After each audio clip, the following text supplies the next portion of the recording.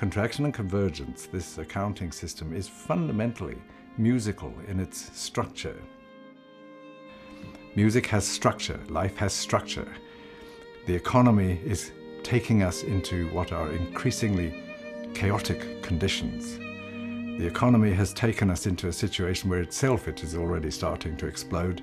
Tragically, it's taking the societies and much of the ecology with it. That process has to be arrested. Contraction and convergence provides a way of accounting for all of this future consumption in such a way that, quote, quote, we all pull together rather than blow ourselves apart. The point is, the shared language is actually given by the structure of music itself, to play in tune and play in time together, and to draw on this incredible repertoire and history that we have of success in doing things together. I think Aubrey is one of those singular characters that Britain throws up. In fact, it was South Africa threw him up, and we've been the bucket that's received him. And Aubrey, I think, is going to be seen as a huge cultural icon. I'm being serious. I think when the dust settles on this, people realize that tremendously important phrase that Mark Twain once memorably uttered, which is, it is said that reasonable men and women bend themselves to the ways of the world, which only goes to show it is the unreasonable that are the only ones capable of changing it.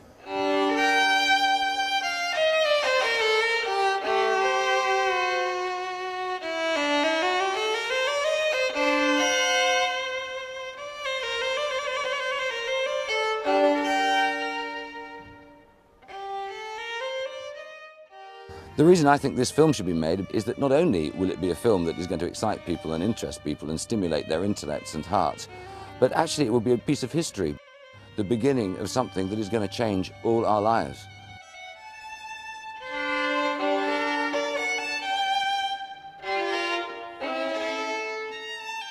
Contraction and convergence is a global agreement to resolve climate change.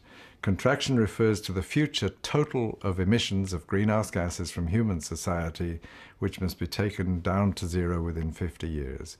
Convergence within that relates to achieving the equal per capita globally sharing of that event at a rate that can be negotiated. Subject to that C&C framework, a market for the entitlements to emit that is created thereby is possible. It's as simple as that. Equal rights subject to the limit that saves us. We only have maybe 1 to 2 decades to really tackle emissions. If we hang on any longer than that, then what's going to be a bad situation is going to become completely catastrophic. And I feel that contraction and convergence is really the only mechanism we have available that can solve this problem in time.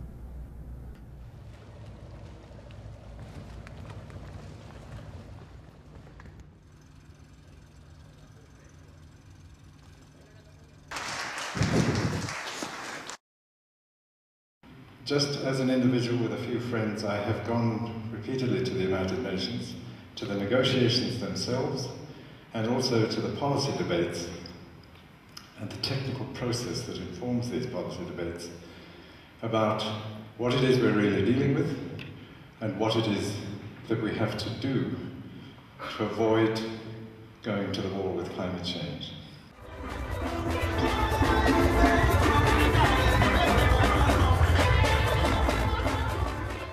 I grew up in South Africa. I was a white kid on the white side of the tracks. The country's motto was unity is strength. The public policy was separate development, apartheid.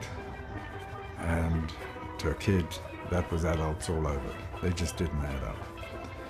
I studied music at school along with all the rest of the stuff, rugby and running around the mountains and so on. Went to university, continued it, and realized that I had a pretty straight choice at the end of university, which was either to pursue a music scholarship abroad or be sent to the border to shoot Africans. I took the route out, and very glad that I did. When I got to the UN in 1990, I realized it wasn't just apartheid, it was global apartheid, and that the coalition we needed to deal with this problem was going to have to be, in effect, a rainbow coalition of people coming from very different tangents, but together into the same understanding. Your Excellency, Mr. Koko, The failure of the political system to deal with climate change so far is explained very simply by two things. The one is the tendency to blame somebody else for creating this problem. And the other, entirely related problem, is the absolute commitment to continued economic growth at virtually any cost, in spite of the fact that the emissions and the GDP, the gross domestic product, have been perfectly correlated for the last probably 100 years, but you can certainly demonstrate numbers for that for the last 50. So as soon as people and governments have realized that dealing with emissions was a potential threat to future growth, they tended to deprioritize dealing with emissions and to concentrate on protecting economic growth.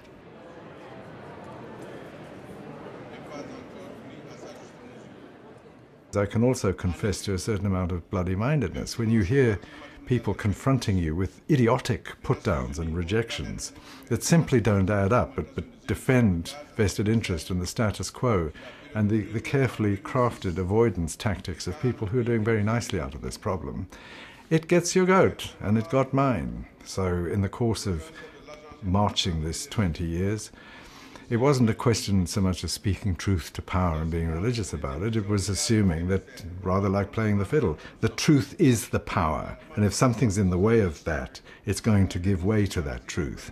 And the only access to this truth that we've got is making as clearly as possible a rational and proportionate argument and asking everybody else if they've got something better and to demonstrate it if they have. Ultimately, what's important in this is that the plan, the CNC plan, emerges in a way which everybody can see, can understand, and accept. And when the plan is clear, the man can get out the way. And I'm only too happy to do it, but then and not before. When we proceed from the global target to the UK target, we are suggesting something which is reasonably pragmatically close to contract and converge.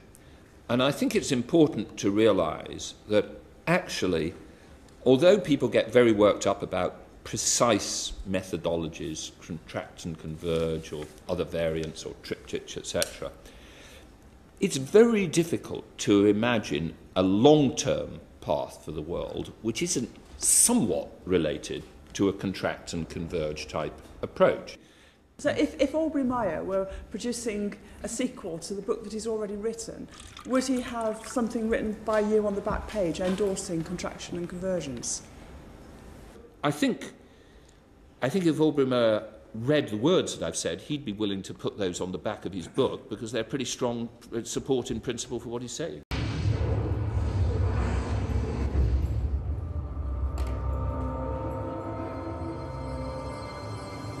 By 2050, what concentration of greenhouse gas in the atmosphere would you regard as safe and stable, measured as parts per million by volume?